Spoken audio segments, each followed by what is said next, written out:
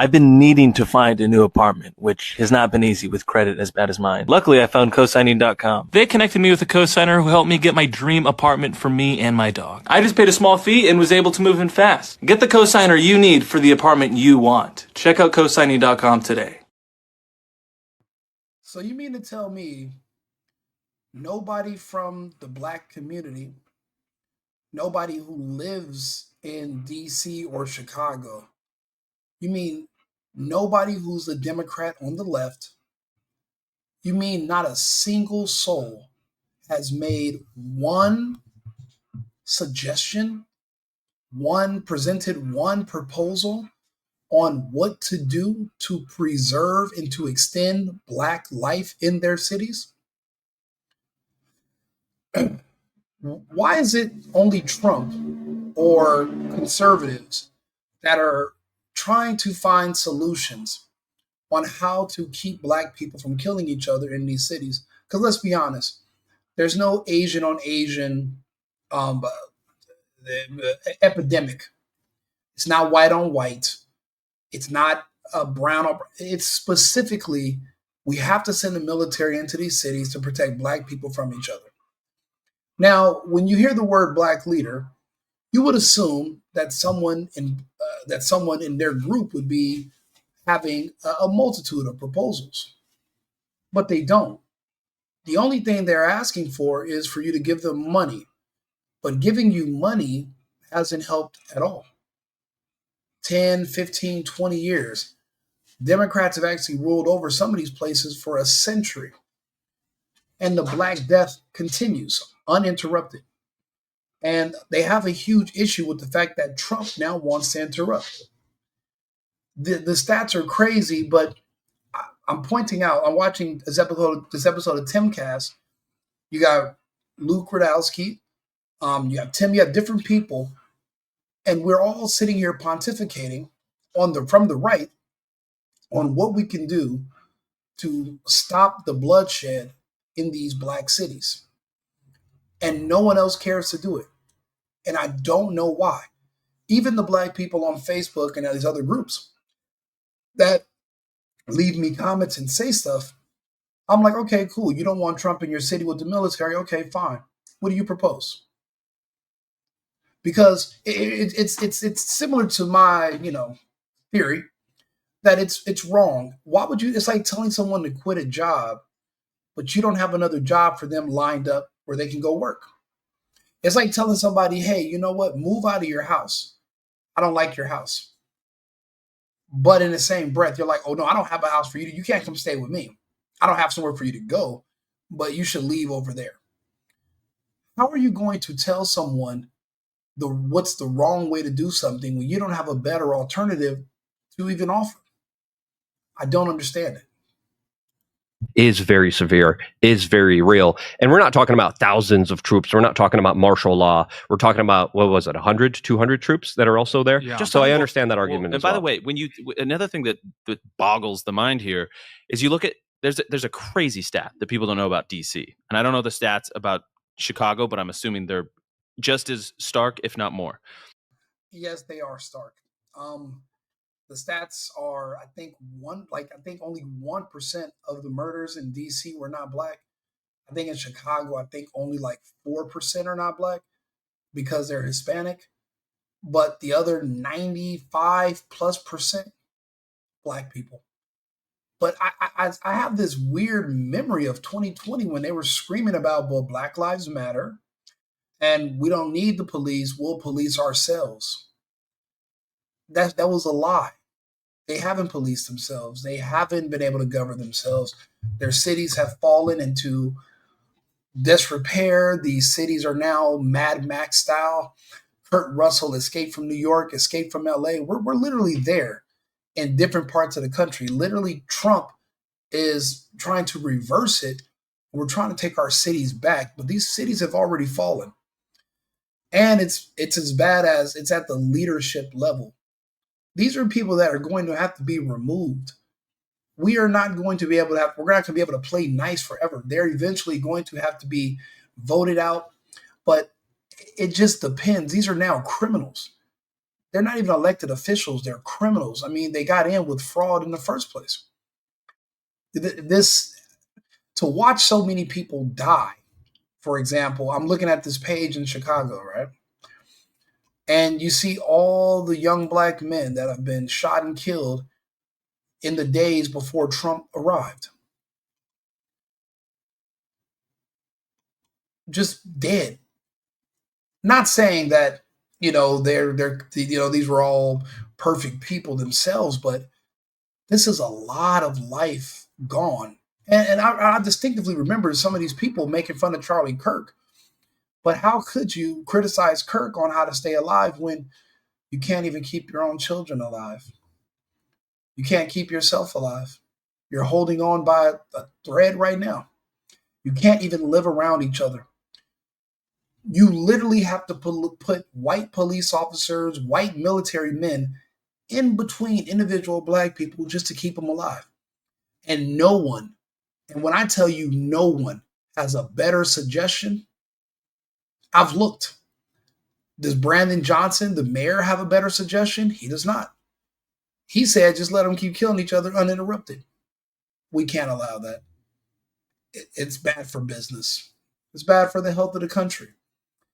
Does J.D. Pritzker have a suggestion on what to do to stop the gang violence? They don't want to add more police, and magically the funding that they request for intervention just seems to not put a dent in anything, and it just disappears. We all know Chicago is a city known for corruption. So what do? Just let it keep going like this for another 10, 20, 50? When does it stop? When does it stop? Or when does it spread? When does this type of culture spread to other cities? This is a lot of people dead in the last week. This is a lot of men gone. Now, we don't know what their potential would have been had they survived, but the only person that I see looking to extend the lifespan of some of these black men is Trump. Bringing in the military, if somebody would have did a drill and went out and killed these men today, they probably didn't go because of the military. Now, once the military is gone, it's back to business. But even if it can extend their lives for another few weeks or a few months or even a year, in my opinion, that's better than nothing. In my opinion, that's better than what's being offered right now, which is literally nothing. In DC, from 2018 until Trump deployed, took over law enforcement in District of Columbia, there was like 1,200 murders from 2018 until 2025. Guess how many of those murders were white? Any idea? Was it most of them? No, like the people that were murdered, 1,200. How many of them were white? 11. Wow. So you mean to tell me, people keep telling me, oh, what about the white on white crime, Rico, and white blah, blah. Shut the fuck up. Out of 1,200 murders, only 11. That's less than 1%. 12 would be 1% of 1,200. That's an astonishing number. You know Trump's not the answer, but you don't know what is the answer. So how do you know Trump's not the answer? I'm from LA. I've seen what it's like when we don't have police anymore. I used to be anti-police. I used to say all the bullshit until I remember during 2020 when you would call 911 and nobody would show up. Now, me being a big, strong man, I can handle myself. But my neighbors who don't have husbands or boyfriends, when people were breaking into their homes and they were calling 911 screaming and no one came, I kind of understood that if I had to choose between the black community or law enforcement, I choose law enforcement. Period. I'm sorry. We need police. Again, monsters are real. They live, they're real life. And they don't necessarily have to be under your bed or in your closet. They jump through your windows. They'll knock on your doors and they'll kick it in. Now, in America, the way it works is you're supposed to be your own first line of defense. However, because of liberal policies in Democrat-ran states, you are defenseless. Your right to bear arms has been circumvented. There is no concealed carry. You are not supposed to have weapons, and if you do use it, even in self-defense, you will be prosecuted. Granted, in 2 to 3 years, when you go to trial, you'll be exonerated by a jury, but your life will be in shambles. You'll lose everything while you're in prison awaiting trial. That's typically how it goes for people in California or Nevada, Oregon, Seattle, when you try to defend yourself. So you got to understand, it's a psyop. These people, they don't want the crime to stop, but then they also push for gun confiscation and the removal of self-defense laws. They want you to be a sitting duck. Right now, it's a little too hard to get to us. So they're trying to see how they can break down our defenses, literally with the actions and the things we've seen over the past couple of weeks. That's just fortified our positions even stronger. You have to protect yourself. There are people out there looking to do you harm. You saw what happened to the Ukrainian girl when she allowed a monster to sit behind her. You can't do that. You have to live life like you're on the run. We are no longer in Kansas. This is Oz. 11. That means that I know it's going to be a big number or a small number. Yeah, 11. So Trump comes in, takes over law enforcement. There was a lot of the tweets you were seeing for a while were like, no murders for this much, which, by the way, in the height of the summer was truly remarkable, right? Because that's killing season. The summer is killing season. There wasn't any murders. And then we finally had one, right? But it took the military being implemented by the President of the United States to extend the lives of Black men, specifically in the Washington, D.C. area. Unfucking believable. There are no Black leaders. There's nobody. Nothing. Why did it take Trump, who's not even a part of the Black community, why did it take initiatives from him to literally physically prevent and extend the lives of people, even if it was for a matter of weeks or a matter of months? For somebody who's laying on their deathbed, they'd give it all for one more day. Life is precious. It should be treated as such. The amount of gratitude the people of these cities owe our president is immeasurable, because you can look at the stats of how many people were dying on average, and then it just stopped. But it's a roll of the dice. You don't know exactly who it was going to be. It could have been you. Could have been somebody you know, somebody you met. He extended life when everything around you is saying, you know what, just let it be cut short. What do we care? And I'm not seeing any of the people on the other side who are talking out against this. I'm not seeing them offer a goddamn thing. Not a solution, not a proposal, not a peace plan, not nothing. But they want to criticize the one person who's even trying. It's disgusting. But I'm not supposed to say nothing. I'm just supposed to wait for Facebook to tell me all the different people that got killed on drills. A lot of these kids are parents. Their kids will never see their parents. Just dead, just gone. Shot and killed last week. But you don't want to send Trump in there with law enforcement to catch people who are out here doing these murders. These people who are doing these murders are not first-time offenders. They're repeat offenders. But there's a thing called stop snitching culture. So even when they're arrested, if nobody's going to show up to testify against them, and there's not going to always be 4K HD cameras catching you committing the crime, these people get off. What they do is they pervert that stat of how many people are exonerated and pretend that that the police are just arresting the wrong people who are innocent. These people are monsters. They're liars.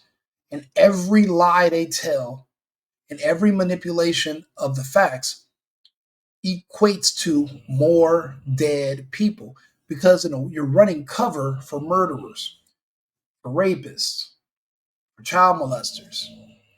You're doing whatever you can to cover their tracks so that they don't get caught so they can continue doing this work. Apparently, there's a lot of money in crime for the people at the top. Very few people are benefiting from this. And you have a lot of black families, you have mothers and grandmothers who are left to bury these children. And they're the ones wearing red hats now and screaming for Trump to bring the military. But then you got these other women who also appear to be black, but they're gay. They don't have children. They don't have husbands. And they're screaming at the top of their lungs for Donald Trump to not send the military and to not intervene in these gang wars and these basically no-go zones in these big cities. If you think about it, if I scroll down this list, yeah, this woman was shot right here too, just a few hours ago, and this was in August. If you think about it, Chicago and many of these other black cities, they're what you would call sundown towns because a lot of these black people are being killed after dark. So it's crazy. You want to pretend these sundown towns are these small little rural areas full of white people when they're already in these Democrat-run black cities with these black mayors. Those are sundown towns. I'm from LA. We have a black mayor right now. LA is a sundown town. They cleaned up downtown, but don't go to South Central. Don't go to West LA. It's not safe after dark. A lot of my friends have to fly to Arizona or Texas to go out because it's no longer safe. It's a sundown town. So I beg to differ. Sundown towns actually do exist, but they're just not where you think they are. And it's not the people you think that they are that are turning it into a sundown town. It's the people who are complaining about it. It's just that because they don't believe in free speech and there's a communist element to black culture in itself, people are afraid to speak out because of what the opinions of others will be, because it's a cult. And if you say the wrong things or ask too many questions in a cult, you're removed. But cults, for a lot of people, provide warmth and shelter, and their strength in numbers, and you don't want to be kicked out of the cult. I was never a part of the cult. I'm not a follower. I don't do good in those environments. So it takes certain people like myself that will sit here and try to quantify the data and make it make sense and regurgitate it to my audience. And if they agree, then we can make some headway. Personally, I would hope to inspire other people to make their own videos so they can talk to their own people. People talk about all the bad things about the internet, but the good thing is you can spark a mass awakening, because people will look at certain people like myself. I'm a party dude, regular guy. They're like, well, if he can do it, I can do it. Hopefully it rubs off. I'm going to start doing more speaking engagements. Hopefully one day I'll be on Timcast for an episode and I'll be able to talk to people. I have a decent range when it comes to topics and subjects, but it's just that the subjects that nobody wants to touch on, I'm like, Jesus Christ, you mean to tell me in 30, 40 years, nobody had a suggestion that worked on how to stop black people from killing each other? And if you do want to stop them from killing each other, you're racist. That's actually technically the opposite. Anybody who doesn't have a suggestion on what to do, but are telling you what not to do and telling you Trump is not the answer, if they don't have a suggestion, you can't take them seriously. They're unserious people. You have to ignore them. I do. What the left says is that they're for the people of color, they're for the disenfranchised, the marginalized, all this stuff. Well, Trump's the one out here saving black lives. You look at the Ferguson effect. You look at George Floyd effect. This is the lack of law enforcement in the communities that need it most results in all of these dead black and brown kids. You know what's going to happen though? Let's do a countdown to when the news with the number of black people dying going way down under Trump's rule. What they're going to say now is number of white people killed in DC explodes by 2,490. No, you're probably right. It's like from proportional, exactly. But they don't understand statistics or per capita, right? They can frame it that way. Yeah. Let's jump to the story. We have this from NBC News. Oregon sues Trump administration over deployment of National Guard troops. Now, Oregon's not a place with an extremely high black population, but it's full of Americans. Trump, though Oregon is on the West Coast has been gone for years. California, Oregon, Washington State, these states have been long gone. These states have detached. They're no longer under the federal umbrella. They get funding, but they don't follow federal laws. They've been controlled by Antifa. And thankfully, Trump has designated them as a terrorist organization. And it's funny, Brian Krasenstein put out a tweet today saying, "Dear MAGA, can you define what Antifa is?" I found the definition, a working definition. I'll read it to you. Antifa explained, the black-clad militant arm of the party, of the Democrat Party, the black-clad militant arm of the Democrat Party. What people call the Black Veil isn't just about politics. It's a cult made up of radicals who demand society affirm their darkest desires. Has anybody ever met someone that was Antifa or Trantifa? Have you ever spoke to them? I have. So has Andy No, who's been attacked by them and hunted. And, do you not listen to them? I do. This is what they've said.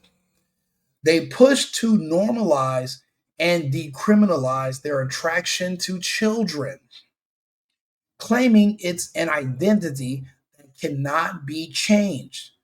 In their eyes, Trump is the enemy because he stands in a way criminalizing what they see as their rights. You ever notice that they always say Trump is taking away our rights? But they're a little bit too ashamed to tell you exactly which rights, because we all, gay, trans, as long as you're an American adult, we all have the same access. So what rights are missing? Well, it's the rights. They want equal access to children that are not even theirs. That's the right that they feel like Trump is stopping. Charlie Kirk spoke out against that, which made him a prime target, which is why they want to frame this gay dude that was sleeping with a trans furry, because it does all connect. Trump is the enemy. He stands in the way of criminalizing what they see as their rights. They fight like zealots because they know the truth. If ever unmasked and thrown in prison and other inmates found out why they were in prison for harming children, then to them, it would be a life sentence or a death sentence. So when you see people that are trans or that are MAPS, etc., when they are protesting against Trump and conservatives, they say things like, we're fighting for our lives, which technically is true. You're just not looking further ahead in their shoes. See, in their shoes, they know that if their sexuality or their preference is not affirmed soon, eventually they will be arrested for it. And they want it to be decriminalized like it was in California. If they are arrested for this and are convicted and go to prison, do you know what other prisoners do when they find out that you're a chomo in prison? It is a death sentence. So when they say we're fighting for our lives, that's what they're referring to. That's why the push to decriminalize this and to recognize it as a sexual orientation, not as a crime. That's why the push is so strong. I'm sorry, that's bacon. My bulldog back there, he wanted to come in here. He was a part of the live audience, but apparently he decided to go to sleep, and he's in a deep sleep and he's snoring. So I apologize. So that is Antifa explained.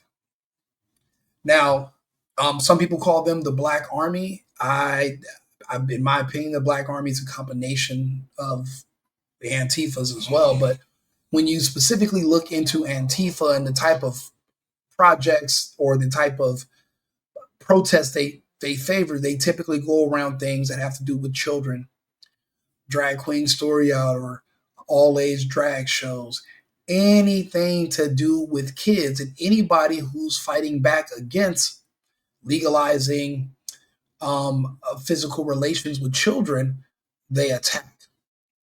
They attack anybody that actually talks about their agenda and exposes it, because you have to keep it as a secret, because remember, it's still not decriminalized, so it's still a crime. So Antifa, Trantifa, it's all about one thing. It's about kids. So at the end of the day, we have to take back these cities.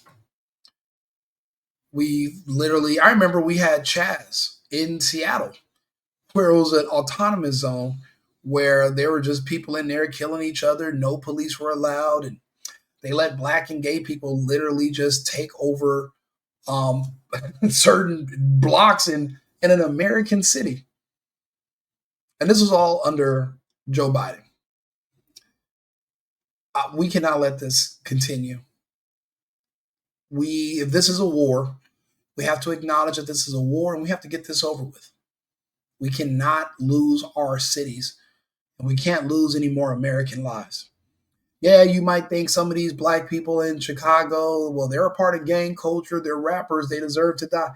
I don't think so. I think some of these men wanted to live. Some of them have children. Some of them wanted to do more. That's why they were trying to do music, and they're trying to figure out ways. But there are evil people out there that hunted them down. What I'm saying is that some of these men, a lot of them are teenagers or kids. They didn't even have a chance at life. So when you see Trump and you're like, well, why does Trump even care? Oh, maybe he's, what was the term this idiot coon chimp said today? She said Trump is, it was like a word for basically using the Black community. He doesn't really care about us. He's just, what did she say? Matter of fact, I can bring it up. Because I asked, I was like, well, what do you suggest that is done for these, to help these people? And this is what she said. Let's see here. Because she's definitely not a fan of stopping the Black murder or the Black death. So let's see here what she said. Because I brought it up. I was like, what have you done personally to save Black people from each other? What have you been doing? Have you been talking to people? Have you been making videos about it? What have you done? And she said, let's see here. She said, Trump is not saving Black people.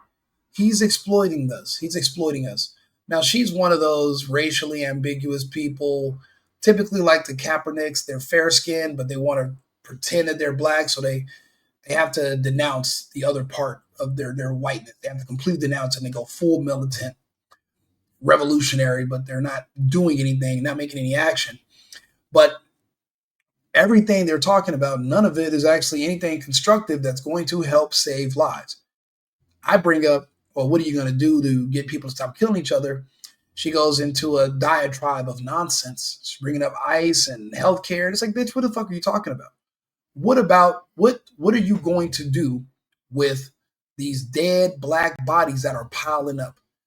Don't worry about the white community. You're not associated with them. You affiliate yourself with the Black community. And get your burning house in order before you start worrying about other communities. And you know what she had for me? She had nothing. Zilch. But yet, we can sit here on Timcast and try to figure out ways to extend the lives of Black people in these cities, even if it's just a little bit longer, because it's better than nothing. And the only person with a strategy that is even remotely seen any results ever is Donald J. Trump. I support my president. I appreciate what he's doing. I hope he keeps going. We do need military in these American cities. We needed them long ago. We need them in LA to stop the murders. We need them in Birmingham, Alabama. We need them, and there's multiple cities we need them in. Shit, we might need them in Phoenix. 17 murders in 1 week. I mean, we need more. We need to restore law and order, because right now it's just looking like things are just falling apart. And the people on the left are celebrating it. They want the destruction. They want the mayhem. I want stability. I want to be able to bring children and knowing they're going to live, and I don't have to worry about monsters coming for them. That can happen, but law and order must be restored. Like and subscribe, share the video, leave a comment if you agree or disagree. I'm here to talk. I'll be back with another segment in about 20 minutes.